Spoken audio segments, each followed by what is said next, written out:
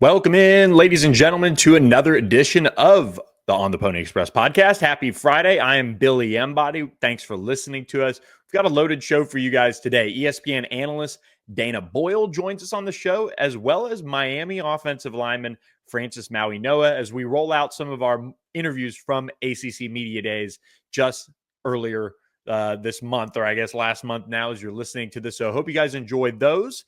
And much more on the Mustangs practicing, as well as basketball hosting some key visitors as well. So all that starts right now on this edition of the On the Pony Express podcast. In today's economy, you need two jobs just to afford breakfast. Filling up your tank? Might as well finance it. But there's some good news. Northwest Insurance Agency can actually save you some money. Auto, home, business, and more custom coverage without the custom price tag. Northwest Insurance. Protect more. Spend less. This is the On the Pony Express podcast, part of the On3 network. Check out all the SMU coverage you need at ontheponyexpress.com. Now, here's your host, Billy Embody. Billy Embody. 1, 2, 3, let me go.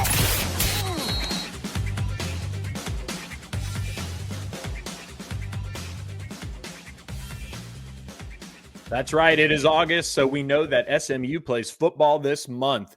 Now, just weeks away from the college football season beginning for Rhett Lashlee and the Mustangs, and they wrapped up their first week of fall camp, as well as they got into shoulder pads on this Friday as this is being recorded, and they've got family day going on Saturday. So excited to be out there covering the Mustangs and seeing what their first Saturday practice of fall camp looks like. And of course, all of this on the On the Pony Express podcast presented by our friend Mark Villasana, Northwest Insurance Agency. Give him a call, 214-352-5656, or check out their website, nwagencies.com. All revamped, so you can get all the information on what Mark Villasana can do for you at nwagencies.com.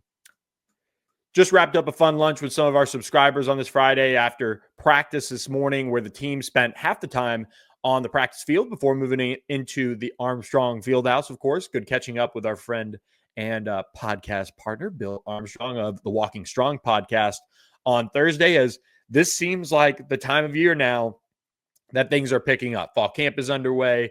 Bill and I are planning the return of the Walking Strong podcast. Hayden Howerton set to rejoin us very soon, and fall camp rolls on for the Mustangs. So subscribe to On the Pony Express for just $1 for your first week. And after that week, you get a code if you did an annual membership to join The Athletic for a complimentary year that's included in your membership. So that's a great new addition for a reason to subscribe to On the Pony Express. So check it out. There's more information on the site, as well as details about our August 17th kickoff event with special guests expected at Manny's Tex-Mex in Lakewood. So let's get to the latest on the Mustangs. We did get a chance to speak with Matthew Hibner and RJ Maryland today, as well as offensive coordinator Casey Woods. On Thursday, we got to chat with Scott Simons, SMU's defensive coordinator. And look, this is a football team that is built on really, I think, two things right now. And it's the culture that Rhett Lashlee and his staff have tried to instill, and it's worked very well the last 2 years, and the culture that they're going to continue to build on as this season approaches and as this football team takes on its own life and personality. That's the key building block. The other now is, how does SMU respond to being told, hey, you're good. Hey, Kevin Jennings, you're third in the preseason player of the year voting for the ACC. Isaiah Wacobia, you're an All-American preseason safety. Colin Rogers, you're an All-American preseason kicker. All of those things are being said about this team, these players. Hey, the offense should be really good if they can replace Brashard Smith. Scott Simons' defense should be really good again with what they have coming back, as well as the transfer portal haul. You had sellout crowds. You're recruiting in the top 25. I mean, what isn't going wrong for SMU football? So how do you combat being one of those teams, as you heard from Tom Luganbill, that starts listening to all that stuff? And the way you do it is by having leaders like Ahmad Hibner and RJ Maryland, who we talked with today, that take up that mindset of, we haven't proven anything. We've got to continue to show people that we are for real. That's where the doubt is eliminated, you would think, is, man, last year was a one-hit wonder, a fluke, a this, a that. when you have Matt Hibner, when you have RJ Maryland, when you have Kevin Jennings, who's motivated to show people the college football playoff wasn't for real, those are things that, on paper and all of the kind of cliches sound great.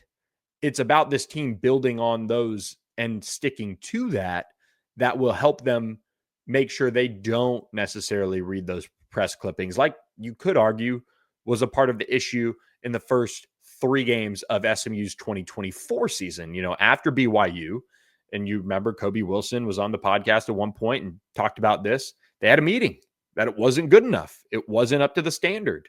And that's where this football team and coaching staff wants to figure out how to continue to have that type of mindset that they did post BYU, where you're not good enough in a sense. You can celebrate the moments and things like that, but at the end of the day, you can't get caught up with them because the first 3 games of the season looked the way they did. And this year in 2025, they've got to avoid that start to the season because, look, yeah, you do play East Texas A&M, but you're going to be in the top 25. You're going to have some preseason accolades and conversation around you. But at the same time, you've got Baylor week 2, and that's a team that finished really well last year. You can't be thinking going into the season that, hey, we're feeling pretty good about this. We like the direction we're headed, like blah, blah, blah. We're fine. Baylor was, 8-5 or something like that last year. I mean, that's what they've got to avoid. And I think the thing that I'm taking away from watching this team and how we're seeing the coaches kind of figure out some of the position battles and figure out what the best way is to build out this team to its best is they're thinking outside the box. We just had lunch with some of our subscribers, and look, the questions are there. The defensive tackles, will the corners step up and improve? Who's going to be that guy at running back? Will there be a good enough committee to make it similar to Brashard Smith's individual production last year? Has Kevin started taking care of the football a little bit more? What happens if Kevin goes down? All of these things that are at least popping up in the mindset of a lot of the fan base, and they should be. Well, this coaching staff, it looks like so far in practice, and we've only had 15 or so minutes of Indy and special teams and a little bit of team, but just from talking with some different people that have, are sources of ours, there's a sense of competition that they're creating out there. And I think that's one of the things that you could kind of even see it when we get our limited time in the team periods. Man, one day it's so-and-so and so-and-so that you'd expect to be out there with X position group. And then the next day you're like, oh, wow. All right. They're creating competition. Look at this player who is now running with the ones, or look at these players that are now running together as a duo somewhere else. And that is where they've got to create a little bit more competition than maybe they would have last year. Like last year's team, I mean, you had the quarterback position battling behind the scenes, but you generally had a pretty good idea about what that football team was going to look like. I mean, the entire defense you pretty much knew. Unless I'm crazy and misremembering things, but you had a running back room that, okay, Brashard's, coming in, Jalen Knighton's here. Brashard looks like the most explosive, but you had no idea how that was going to go. This team they're creating competition. And Rhett Lashley said it on day one. He expects this team to be the best as far as the depth and his excitement level to coach him, I guess I should say, as far as the depth goes. And at the same time, you can look at it and say, man, they've got a lot of competition. They've got a lot of questions, which are different than concerns. I mean, a concern would be, is the running back room on paper going to be on a close level to Brashard Smith? Are they going to show at the defensive tackle position that they can be what they were last year? Those would be concerns because it's going to be really hard to meet that same level. At the same time, you look at what they have with linebacker coming back. Man, they add Zakai Barker, who is kind of in that same mold as some of these undersized, or as Rhett Lashley says, just right kind of linebackers that they've had. And at the same time, they were returning, but you add Zakai and he's, expected to be right there with Alexander Kilgore. You bring in a Marcellus Barnes who looks great. And you have created a lot of competition that are more questions. Who's going to emerge, rather than there is a lot of uncertainty in a way about who's that kind of top group and all of that. There's positions, and how I think of it is there's positions that are out there that you're concerned that the level might see a drop off. I would say it's running back. I would say it's defensive tackle. At the same time, you have plenty of options at both, but their levels were so high that it seems like it's going to be maybe difficult or need to look different to have some of the same success that they had last year. So I think that's all worth keeping in mind, but there's a lot of good talent on this football team. They fly around, they're competitive, they have an edge. You can tell that this culture, the pillars of the program, are right there for this football team. It's just going to look different. And that's the intriguing thing as we, watch this whole process play out for SMU assembling this 2025 football team. But pick third in the conference, really going to be fun to watch them navigate this season and see how it all plays out. So before we talk a touch of basketball recruiting, before we get to our interviews, I do want to remind you guys that we're also presented by our friends at StatusJet, StatusJet.com. Reach out to David Henry and his team today and help them plan have them plan you the trip of a lifetime for one of SMU's football games. Mention code PonyUpACC or on the Pony Express for a discount on a round trip flight. They can take you anywhere, anytime pretty much, and create an incredible experience for you, your family, and friends. So make sure you reach out to them today and they will get you all set up for this coming football season. It's going to be a blast to see all of that come together with our friends at StatusJet, because they might as well be the official transportation company for some of our subscribers and listeners that take advantage of it. So shout out David Henry and his team. They're getting excited for football season. Now we go to the basketball recruiting world, and do want to share that SMU has had a couple of guys on campus. Lately, they were hosting one of the nation's best prospects for an official visit that started on Monday, and then he headed over to UCLA for his next visit, and that's Austin Gooseby. The coaching staff, laid out the red carpet. This was their first official visitor of the 2026 class, unless they snuck someone else in as a sophomore going into their junior year. But Austin Gooseby is a top 30 player. If the rankings ended today, he'd be a 5-star, number 7 overall shooting guard in America. SMU in there. He's also got official visits. That one just wrapped up in UCLA, and then he heads to Miami, Texas, Baylor, BYU, and Duke. And his brother Trevor plays on the offensive line for Texas. So, of course, Longhorns are one to watch here as well. But look, that Duke visit, it's his last official visit, and there's a thought that this one will play out for kind of the long run. So that's something we're closely watching, as well as he is one of the top prospects in the country for SMU, or on their board, I should say. But they also just started hosting another prospect who is right up at the top for them, and that is Billy White III. Of course, he has a great name, but he is also one of the best small forward, power forward, maybe in the long run, prospects in the country, from Corpus Christi, and goes to Veterans Memorial High School and averaged 13.5 points, 6.7 rebounds this summer on the Adidas circuit. And I think he's somebody that could play, as his body develops, play small forward and on the wing, play a power forward position. He's compared himself kind of to Klay Thompson, Jason Tatum, but he does have a top 10 list, and he has set 6 additional official visits. And he is, going to Maryland, LSU, Oklahoma State, SMU, TCU, and Virginia. And he's talking with Kansas as well. He's visited Texas A&M, and which was under the previous coaching staff. But he has got a laundry list of official visits lined up, and quietly SMU's hosting him. So I don't know if his official visit has been moved up or not, but we will get you more intel on that. But did want to pass that along. One of the top prospects on SMU's board is swinging through town at the very least. So check out on the Pony Express for more details on that visit, which we, again, don't know if it's official, don't know if it's unofficial, but had a pretty good source on that one say that he is in town. So that can show you how things are trending, but we'll drop some additional tidbits on Billy White III and see where things stand with the Mustangs here. I know he was, really just in town. That's all I can say right now, but we'll have more at ontheponyexpress.com and share that with you guys there. And we'll keep a close eye on how this one develops, as Andy Enfield and his staff, as we dropped Some additional tidbits on the board on that recruitment as well.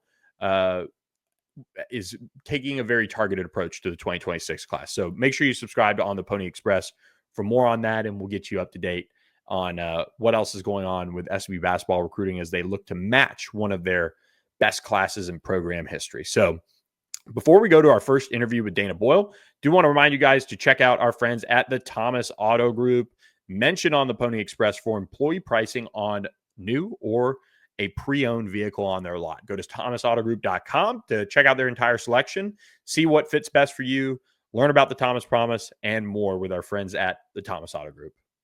At Thomas Auto Group, the Thomas Promise includes the low price promise, the pre-owned promise, and the 72-hour exchange promise. and finally, the 100% customer satisfaction promise. So shop Thomas Auto Group today, home of the Thomas Promise.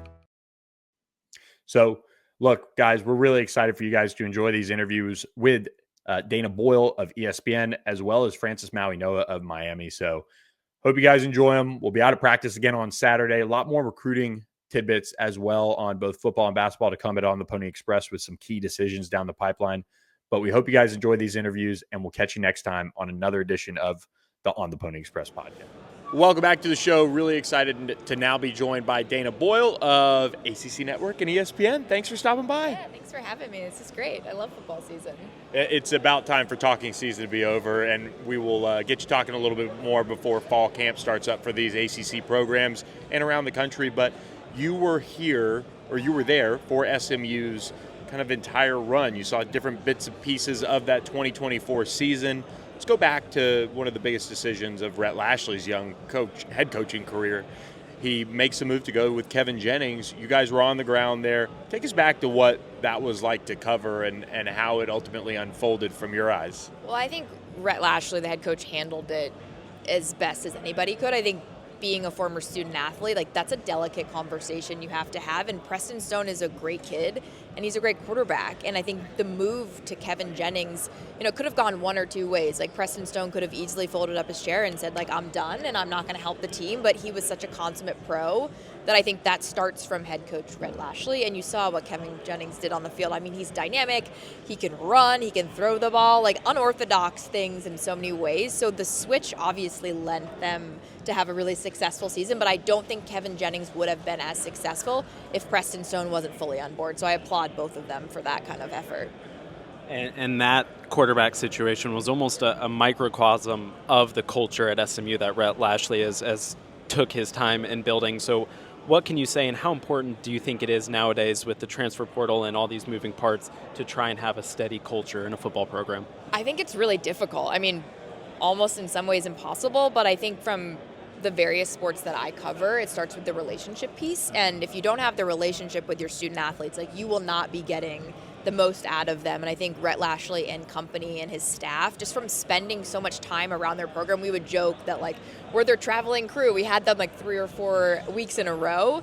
You see what they're able to do in developing relationships, and you can't fake that kind of stuff when you're around the program as much as we were. So I have a lot of respect for Rhett Lashley and how he runs his program, like, as a human being first, and then as a coach second. I think that makes the biggest difference. And you don't see the production on the field if you don't have those relationships. Like, we've all been a part of different sports teams. Like, you can have the best talent on paper, but are you developing that talent? Like, how are you developing that talent? It's not just in the weight room and on the practice field. It's off the field most of the time. So I think the culture of SMU is really strong.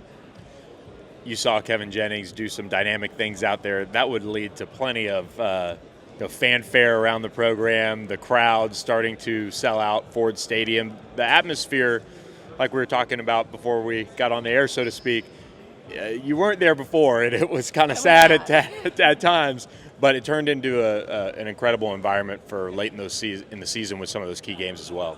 It's a small, intimate setting, and that's something that I've been a part of. I played lacrosse at UVA, so I've covered non-revenue generating sports, and I was so surprised to see how much the crowd played into the momentum of the SMU football team. And you're really up close and personal. Like, it is really intimate. Like, the fans are on top of you. I mean, at one point, there's some Coors Light cans being thrown on the field.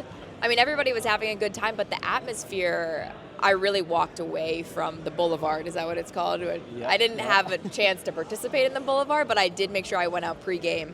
I mean, it was packed. Like, the resurgence of fans. SMU is back, and they have been for a few years, but what Rhett Lashley has done, with the winning season, I think is only going to go up from there. And I know ACC Huddle announced their first 3 locations for the upcoming season, but how exciting is it to have this many big-time out-of-conference games, whether it be SEC versus ACC or Big Ten, or just these big, exciting games at the beginning of the season? I think Commissioner Phillips, in his opening forum, said it best. Like, the ACC is putting their cards on the table, and they're going to play the best competition, and the ACC deserves to be in those conversations, and I think you're going to start seeing that when you're playing, the best teams in the country. It's funny listening and reading some of the preseason notes about, SMU, and they're like, is it a fluke? And you heard Kevin Jennings today say, it's not a fluke. Like, we are here to stay. Like, we're the real deal. What else do they have to do besides make the college football playoff to prove? So I think specifically when you look at SMU, they've got a chip on their shoulder in that regard, and I think they're going to be put to the test. Like, they play Clemson this year. They play Louisville. They play Miami. They missed those teams last year, so I think this will be good for them. Maybe proving to the rest of the world what we already believe. Yeah, especially that Louisville-Miami duo there. They get them at home, but then they got to go on the road and play at Death Valley. As somebody who's been there, and we can obviously, I'm sure there will be a lot of debate between Death Valley this versus Death Valley that, but it is still one of the best environments in college football they'll have to conquer. I went there for the first time last year at night. It's a challenging environment to play in. Like, it was loud for me, and I usually wear double earpieces that block out the noise, and I had trouble hearing the broadcast. But it's an unreal environment, and again, you go on the road, you're in a big environment, and that's another test. So once you do that as a team, you're like, okay, we're here, we deserve to be here, and we were productive. I think that helps your confidence as a team and as a program, and again, proving to the rest of the world what you guys probably already know about SMU. We've talked about the environment at SMU and at Clemson. Just in general, what are some of your other favorite venues in the ACC? We did a game at Boston College. They played Michigan State. It was the red bandana game, and if you're familiar or you're not familiar with Wells Crowther, 9/11, he went back up in the tower to save, his fellow coworkers, and I got to be a part of the red bandana game at Boston College, and as a former lacrosse player, that was so rewarding for me. And it was raining, freezing cold, obviously, in the Northeast. That's why I don't live there anymore. And they ended up coming back with a last-minute play in the final 2 minutes, and they won the game, and the fans stormed the field. And you could just feel the spirit of Wells Crowther. Bill O'Brien, I'm a longtime Patriots fan. I grew up in New England. I didn't have a choice. So to be able to interview him in that moment was really special, and one that I'll never forget.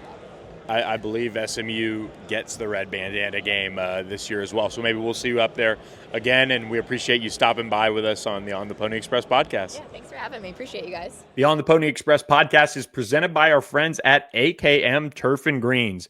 Make sure you head to akmturfandgreens.com today and get $500 off by mentioning On the Pony Express when you contact Alex Carpenter and his team.